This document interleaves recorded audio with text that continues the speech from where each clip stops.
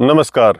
श्री हरिनारायण गोधाम की इस पावन धरा पर हम आपका पुनः स्वागत करते हैं। हमारे पूर्वजों द्वारा सावन के महीने में प्याज और लहसुन को विशेष जोर दे करके बंद करने का प्रावधान बनाया है। क्या है इसके पीछे का वैज्ञानिक महत्व और क्या थी उनकी वास्तविक मानसिकता उसके पीछे, आज इन दोनों पहलुओं पर हम आयुर्वेद को समझते हुए स्वास्थ्य जागरूकता की इस श्रृंखला में हम इस पर आज चर्चा करते हैं। प्याज और लहसुन पर चर्चा करने से पूर्व हमें प्रकृति के अनुसार श्रावण मास के महत्व को जानना होगा। श्रावण मास 12 महीनों में एक विशेष माह इसलिए भी हो जाता है क्योंकि इस समय पर शायद ही कोई ऐसा बीज बचा हो जो अंकुरित ना हुआ हो, और इस समय पर सारी वनस्पतियाँ, सारी औषधियाँ चारों तरफ अपनी हरियाली बिखेरते हुए अपने पूरे तेज पर होती हैं। साथ ही इस समय पर इन औषधियों, इन वनस्पतियों को पूर्ण विकास देने के लिए इस प्रकृति में असंख्य नए जीव उत्पन्न हो जाते हैं जो हम स्वतः अपनी आंखों से नहीं देख पाते। ऐसे जीव भी और वो जीव भी जो हम अन्य महीनों में नहीं देख पाते, इस समय स्वतः ही उत्पन्न हो जाते हैं। इसलिए इस महीने को हमारे शास्त्रों अनुसार जो 84 लाख योनियों का जिक्र हुआ है, उन 84 लाख योनियों के जीवन का एक विशेष महीना माना गया है।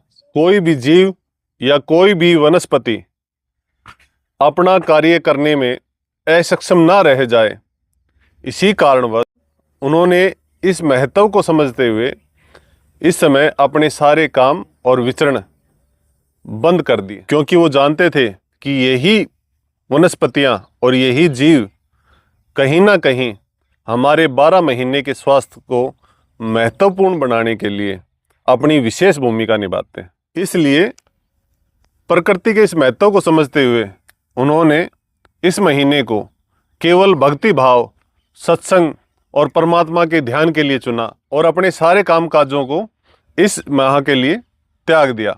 उदाहरण के लिए, मिट्टी से दुनिया भर के असंख्य जीव पैदा हो रहे हैं, तो मिट्टी का काम, कुम्हार का काम इस समय पर बंद हो गया। दूसरा, इस समय क्योंकि लकड़ी से भी नए नए जीव उत्पन्न हो रहे हैं और लकड़ी नमी के मौसम में अकड़ जाती है, तो दोनों ही कारणों से खाती का काम भी बंद कर दिया। अनेकों उदाहरण हैं। यहाँ पर हम नाई का उदाहरण भी ले सकते हैं कि इस समय पर श्रावण माह में बाल कटवाना हमारे यहाँ वर्जित किया गया है। अब यदि हम प्याज और लहसुन के पीछे पूर्वजों के मानस को समझने का प्रयास करें, तो प्याज और लहसुन दो ऐसी वनस्पतियाँ हैं जिनकी गंध के कारण स्वतः ही उनके ऊपर सूक्ष्म जीवों की अधिकता होती है। क्योंकि इस वातावरण में सूक्ष्म जीवों की संख्या बहुत अधिक है, तो इस समय पर इनको विशेष रूप से निषेध करने का प्रारूप उन्होंने रचा।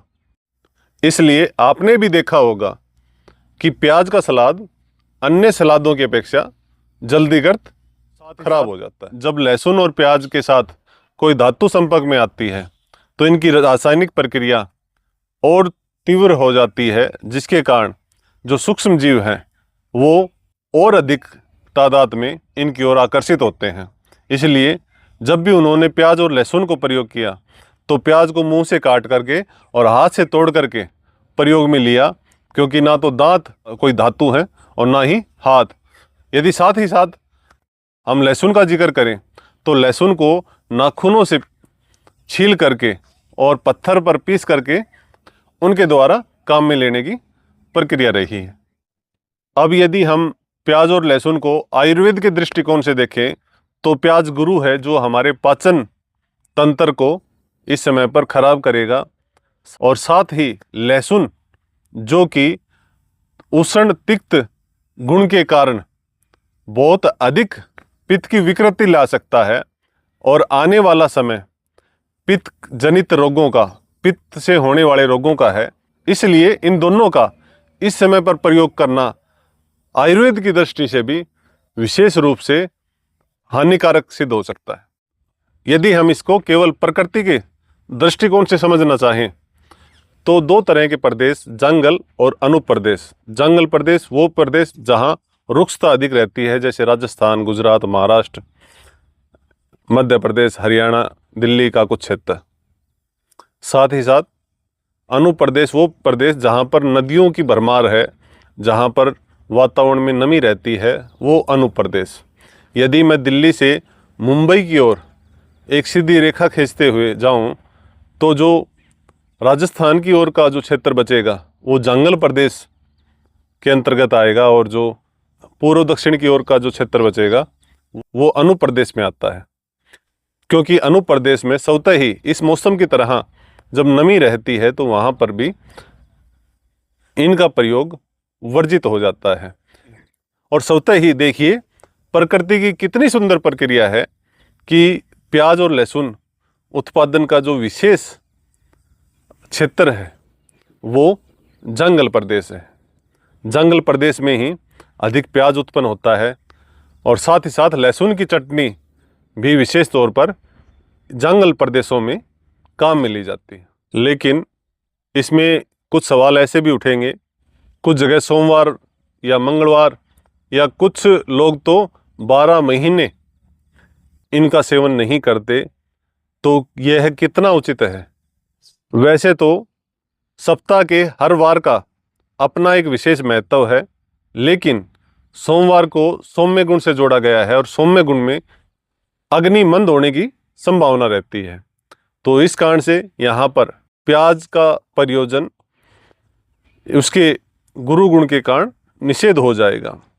और क्योंकि लहसुन पित्त कारक है, पित्त को बढ़ाता है, और साथ ही प्याज भी अपने तामस गुण को साथ लिए हुए पित्त को विकृत करती है, तो इस कारणवश भी मंगलवार के दिन इन दोनों का प्रयोजन निषेध हो जाता है। तो इन्हीं कारणों से इन दोनों दिनों में इन दोनों का प्रयोजन निषेध है। और शायद इन्हीं कारणों से जो लोग भक्ति भाव में लीन रहते हैं, जो लोग संतगण हैं या जो ब्रह्मचारी हैं, उनके अंदर इनके प्रयोग से कोई विकृति ना आए, उन्होंने इनका प्रयोग करना निषेध कर दिया। तो आज हमने प्रकृति व समाज के साथ जोड़ते हुए इनके गुणों व अवगुणों की चर्चा की। यदि आपके पास भी इनसे जुड़े हुए कोई विचार हों या कोई सुझाव हों तो आप हमें कमेंट्स करके अवश्य बताएं। इसी के साथ आज के वीडियो को हम यहीं पर विराम देते हैं। जय हिंद, जय भारत।